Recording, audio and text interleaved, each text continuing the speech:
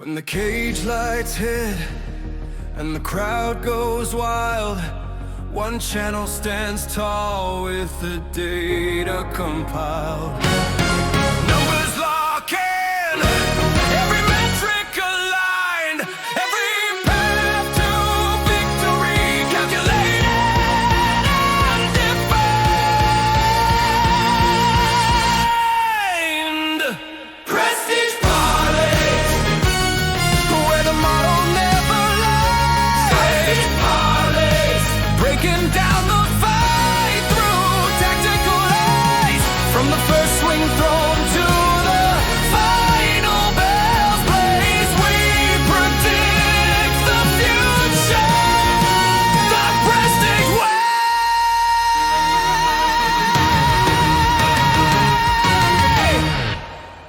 Hello, and welcome back to The Prestige, where my model analyzes every stat, every split, and every matchup detail to help you make your own informed picks.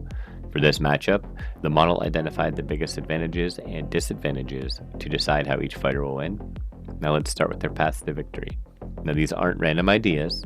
These are the highest value patterns based on their striking tendencies, grappling profiles, and historical success rates. For Brandon Royval, he wants to use a chaotic pace to overwhelm Kape late. I don't know if it's Kape or Kape. I always get it wrong and hear everyone pronouncing it wrong, or the different ways. And then Royval wants to use submission threats to force defensive Kape, because he tends to turtle up if he feels like he's in danger. And then Kape needs to use early accuracy to punish Royval on his takedown attempts.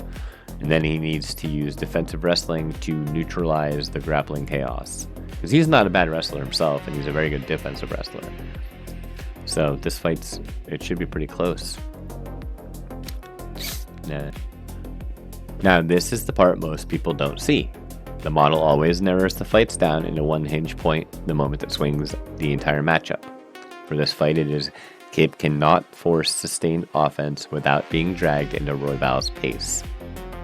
Kape wins the exchanges, but refuses to push volume, and Royval punishes passivity with never-ending sequences. So Royval is going to want to keep this busy, and Kape's going to want to keep it not busy, but will he be able to stop Royval? Finally, here's how the model projects the fight to end. For Royval, he's supposed to get a KO 11% of the time, a submission 14% of the time, and win a decision 28% of the time. And for Kape, he's supposed to win by knockout 19% of the time, submission 3% of the time, and decision 25% of the time. Who do you think will win the matchup? Appreciate you watching. This channel is growing fast because of you guys. If you want more model-based breakdowns, hit subscribe and comment your prediction now.